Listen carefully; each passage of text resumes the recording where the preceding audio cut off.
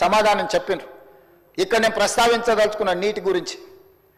ఉమ్మడి రాష్ట్రంలో 811 టీఎంసీల ఉమ్మడి రాష్ట్రానికి కేటాయింపులుంటే ఘనత వహించిన అనుభవం కలిగిన పోరాటాలు చేసిన అని గొప్పగా చెప్పుకునే ఆనాటి ముఖ్యమంత్రి చంద్రశేఖరరావు గారు, సాగునీటి పారుదల శాఖ మంత్రి హరీష్ రావు గారు ఢిల్లీకి వెళ్ళి ఉమాభారతి గారి సమక్షంలో వాళ్ళు నిత్యం తిట్టిపోసుకునే చంద్రబాబు నాయుడు ముందల మొకరిల్లి 512 టీఎంసీలు ఆంధ్రప్రదేశ్ను వాడుకోండి, 299 టీఎంసీలు మాకు తెలంగాణకు చాలు అని సంతకం పెట్టి శాశ్వతంగా తెలంగాణ రైతాంగానికి మరణ శాసనము రాసింది వాళ్ళు కాదా?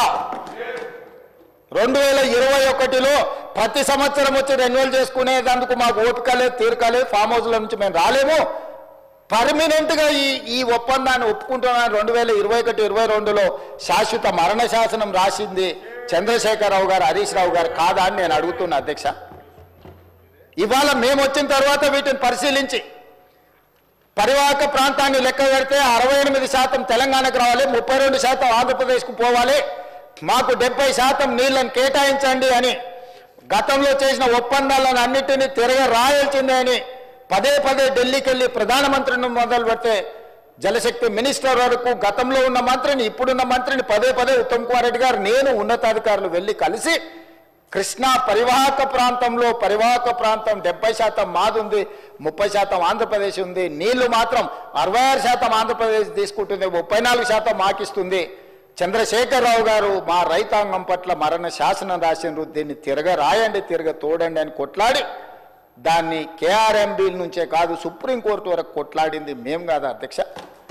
మేం కష్టపడి కొట్లాడి నిరంతరం చేస్తుంటే మీ తప్పిదాలు ఎక్కడ బయట పడతావో అని చెప్పి ముందుకు ముందే ఎగబడి అబద్ధాలు చెప్పి ఎదురుదాడి చేసి ఎంతకాలం బతుకుతారు అధ్యక్ష? ఇవాళ నేను గుర్తు చేయదలుచుకున్న అధ్యక్ష, ఆనాడు తమరుగూడ శాసనసభ 2004లో డాక్టర్ వైఎస్ రాజశేఖర రెడ్డి గారు ముఖ్యమంత్రిగా ఉన్నప్పుడు కడప ఇన్ఛార్జ్ మినిస్టర్ అధ్యక్ష కీర్తిశేషులు నాయన్ నరసింహారెడ్డి గారు కాదా? హరీష్ రావు గారు ఎమ్మెల్యే కాకున్నా మంత్రిగా రాజశేఖర రెడ్డి గారు మంత్రివర్గంలో చేరిన మాట వాస్తవం కాదా? రాజశేఖర రెడ్డి గారి ఆశీర్వాదంతో కేంద్రంలో మంత్రి అయింది చంద్రశేఖరరావు కాదా అధ్యక్ష? చంద్రశేఖరరావు గారు కేంద్ర మంత్రిగా ఉన్నప్పుడే 4,000 క్యూసెక్కులు ఉన్న పోతిరెడ్డి పాడు 44,000 క్యూసెక్కులకు పెంచిన మాట వాస్తవం కాదా ఆనాడు? మరి శశిధర్ రెడ్డి, పి జనార్దన్ రెడ్డి గారు సొంత ప్రభుత్వంలో ఉండి కూడా పోతిరెడ్డి పాడు పొక్క పెద్దది చేస్తే శాశ్వతంగా తెలంగాణ ఎడారిగా మారుతుంది, దాన్ని అడ్డుకోవాల్సిందని ఇదే శాసనసభలో నిటారుగా నిలబడి కొట్లాడింది పి జనార్దన్ రెడ్డి కాదా? ఆనాడు రాజశేఖర రెడ్డి గారికి హారతులు ఇచ్చింది చంద్రశేఖరరావు, హరీష్ రావు గారు కాదా అని నేను అడుగుతున్నా అధ్యక్ష. ఆనాడు మంత్రివర్గంలో ఉన్న మీరు, ఆనాడు కడప జిల్లా ఇన్ఛార్జ్ మంత్రిగా ఉన్న నాయన్ నరసింహారెడ్డి గారు, మీరు శాశ్వతంగా తెలంగాణ హక్కులను తాకట్టు పెట్టి తెలంగాణ ఎడారిగా మార్చి నా పాలమూరును, నల్లగొండను, రంగారెడ్డి జిల్లాను వలసల జిల్లాలుగా మార్చి ఫ్లోరైడ్ జిల్లాలుగా మార్చి ఈ రైతులను పొట్టన పెట్టుకున్నది మీరు కాదా? మీ నీతి, మీ జాతి తెలంగాణ సమాజం మర్చిపోయిందని మీరు అనుకుంటున్నారా? ఆనాడు మేము లేమా ఈ సభలలో? శాసన మండలిలో నేను లేనా? ఇడున్నోళ్ళు చాలామంది ఆనాడు శాసనసభ్యులు కాదా? శ్రీధర్ బాబు గారు, ఉత్తమ్ కుమార్ రెడ్డి గారు ఆనాడు ఈ సభలో లేరా? వెంకటరెడ్డి గారు లేరా? అధ్యక్ష, ఎవరిని మభ్యపెట్టాలని ఈరోజు మాట్లాడుతున్నారు అధ్యక్ష? ఉమ్మడి రాష్ట్రంలో రాజశేఖర రెడ్డి గారి మంత్రివర్గంలో రాజశేఖర రెడ్డి సహకారంతో కేంద్ర మంత్రివర్గంలో ఉన్న చంద్రశేఖరరావు, హరీష్ రావు గారు ఆనాడు అడ్డుకుని ఉంటే పోతిరెడ్డి పాడు పొక్క పెద్దదై ఉండేదా? తెలంగాణకు అన్యాయం జరిగి ఉండేదా అని నేను అడుగుతున్నా అధ్యక్ష. అది పక్కన పెట్టండి అధ్యక్ష. కాంగ్రెస్ పార్టీ శ్రీమతి సోనియా గాంధీ గారు ఆనాడు ఆల్ పార్టీ కమిటీలో ఉత్తమ్ కుమార్ రెడ్డి గారు తెలంగాణ తరఫున రిప్రజెంట్ చేసిండ్రు. అఖిలపక్షాన్ని పిలిచినప్పుడు కేంద్ర హోంశాఖ తెలంగాణ రావాలి అని వారు వాదనలు వినిపించిన తర్వాత జూన్ 2, 2014 నాడు తెలంగాణ రాష్ట్రం ఏర్పడ్డ తర్వాత ఆనాడు ఉమ్మడి రాష్ట్రంలో 2011-12లో కిరణ్ కుమార్ రెడ్డి గారి మీద ఒత్తిడి తీసుకొచ్చి పాలమూరు రంగారెడ్డి ఎత్తిపోతల కోసం, సర్వే కోసం, నిధుల కోసం, ప్రాజెక్టుల కోసం ఈరోజు డీకే అరుణ గారు బీజేపీలో ఉండొచ్చు గాక, డీకే అరుణ గారు, చిన్నారెడ్డి గారు, మల్లు రవి గారు కొట్లాడి ఆనాడు జీవో దీపించి రోజుకు 2 టీఎంసీల ప్రకారం జూరాల నుంచి నీళ్లు తరలించాలి పాలమూరు రంగారెడ్డి కానీ ప్రాజెక్టును ఆమోదింపజేసింది నిజం కాదా అధ్యక్ష? ఆ రోజు తమరు కూడా ఉన్నారు కదా అధ్యక్ష.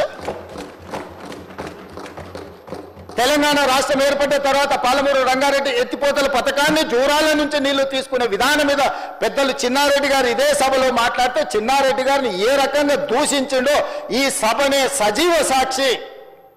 చంద్రశేఖరరావు గారు ఇక్కడనే నిలబడి చిన్నారెడ్డిని అవమానించిన మాట వాస్తవం కాదా?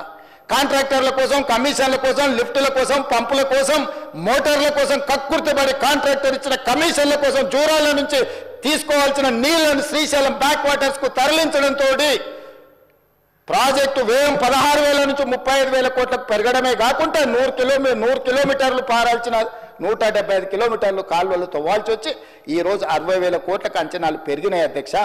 2 టీఎంసీలను 1 టీఎంసీకి తగ్గించి శ్రీశైలంకు తరలించడం వల్ల ఈ రోజు ప్రాజెక్టులు కట్టిన నీళ్లు తీసుకోలేని పరిస్థితి మనకు దాపురించిన మాట వాస్తవం కాదా అధ్యక్ష? అధ్యక్ష, తుంగభద్ర కానీ, లేకపోతే సుంకేశ్లో కానీ, లేకపోతే కృష్ణానది జలాలు కానీ కర్ణాటక రాష్ట్రం నుంచి మొట్టమొదట మహబూబ్నగర్ జిల్లాలో అలంపూర్ గద్వాల ప్రాంతంలో వస్తాయి అధ్యక్ష. మొట్టమొదటి ప్రాజెక్టు జూరాల దగ్గర. తెలంగాణ రాష్ట్రంలో కర్ణాటక నుంచి వచ్చే ఏ నీళ్ళైనా మహబూబ్నగర్ జిల్లాలో ఉన్న అలంపూర్ గద్వాల దగ్గరికి మొట్టమొదట నీళ్లు వస్తే నీళ్లు వచ్చినట్టు ఒడిచిపట్టుకొని తెలంగాణ రాష్ట్రానికి పాలమూరు జిల్లాకు, రంగారెడ్డి జిల్లాకు, నల్గొండ జిల్లాకు, ఖమ్మం జిల్లాకు తరలించుకుంటే ఈనాడు పోతిరెడ్డిపాడు లేకపోతే ముచ్చుమరి మాల్యాల నుంచి రాయలసీమకు తరలించకపోయే అవకాశమే లేకపోతుండే అధ్యక్ష.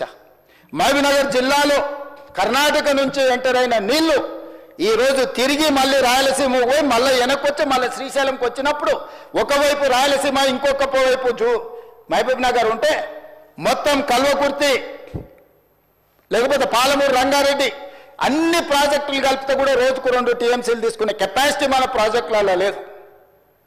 ఇవాళ ఎస్ఎల్బీసీ ఆనాడు రాజశేఖర రెడ్డి గారు ఉన్నప్పుడు ఫ్లోరైడ్ జిల్లా అయిన నల్గొండ జిల్లాకు 3,60,000 ఎకరాలకు గ్రావిటీతో నీళ్లు ఇవ్వాలని ఎస్ఎల్బీసీని ఆనాడు 2,000 కోట్లతో ప్రారంభిస్తే ఆనాడు దాదాపుగా 20 పైగా కిలోమీటర్లు ఉమ్మడి రాష్ట్రంలో టన్నెల్ తవ్వుతే నువ్వు తెలంగాణ వచ్చిన తర్వాత 4 ఏళ్లలో పూర్తి చేయాల్సిన ప్రాజెక్టును 10 ఏళ్ళైనా పూర్తి చేయక 10 కిలోమీటర్లు పక్కన పెట్టి ఈరోజు శాశ్వతంగా నల్గొండ జిల్లాను ఫ్లోరైడ్లో ముంచి అక్కడి రైతుల చావులకు కారణం నువ్వు.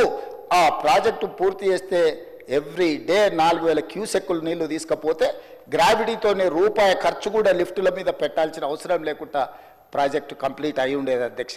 ఇవాళ జరిగిన ఎస్ఎల్బీసీ ప్రమాదానికి ఆ 8 మంది చావులకు నువ్వు కారణం కాదా? వాటి వివరాలు నేను మళ్ళీ చెప్తా అధ్యక్ష. అలాంటిది పాలమూరు రంగారెడ్డి ఎత్తిపోతలు తెలంగాణ రాష్ట్రం వచ్చినాక ప్రారంభించి 10 సంవత్సరాలైనా నువ్వు పూర్తి చేయలేదు. ఈనాడు చంద్రబాబు నాయుడు గారైనా, ఆంధ్రప్రదేశ్ అయినా, కేంద్రమైనా ఈ ప్రాజెక్టులను అడ్డుకుంటుంది అని అంటే ఈరోజు కృష్ణానది మీద నిర్మించిన ఉమ్మడి రాష్ట్రంలో ప్రారంభించిన కల్వకుర్తి కావచ్చు, ఉమ్మడి రాష్ట్రంలో అనుమతులు ఇచ్చిన పాలమూరు రంగారెడ్డి ఎత్తిపోతలు కావచ్చు, ఉమ్మడి రాష్ట్రంలో అనుమతి వచ్చిన మక్తల్ నారాయణపేట కొడంగల్ ప్రాజెక్టు కావచ్చు, భీమా కావచ్చు, నెట్టంపాడు కావచ్చు, కోల్చార్ కావచ్చు, శ్రీరామ్ సాగర్, ఇందిరాసాగర్ కావచ్చు, రాజీవ్ సాగర్ కావచ్చు, కృష్ణానది మీద పరివాహక ప్రాంతంలో నిర్మాణంలో ఉన్న ప్రాజెక్టులు 60 సంవత్సరాలు పైగా ఉమ్మడి రాష్ట్రంలో పూర్తి కాని ప్రాజెక్టులు 10 సంవత్సరాలు చంద్రశేఖరరావు గారు ముఖ్యమంత్రి ఉన్నప్పుడు ఈ రాష్ట్రంలో ఎందుకు పూర్తి చేయలేదు? దక్షిణ తెలంగాణ పట్ల కృష్ణానది జలాలను మా ప్రాంతానికి ఇవ్వకుండా వివక్ష చూపించి శాశ్వతంగా మా రైతాంగం జీవితాల మీద మరణ శాసనం రాసింది చంద్రశేఖరరావు కాదా అని నేను ఇక్కడ నుంచి అడుగుతున్నా అధ్యక్ష.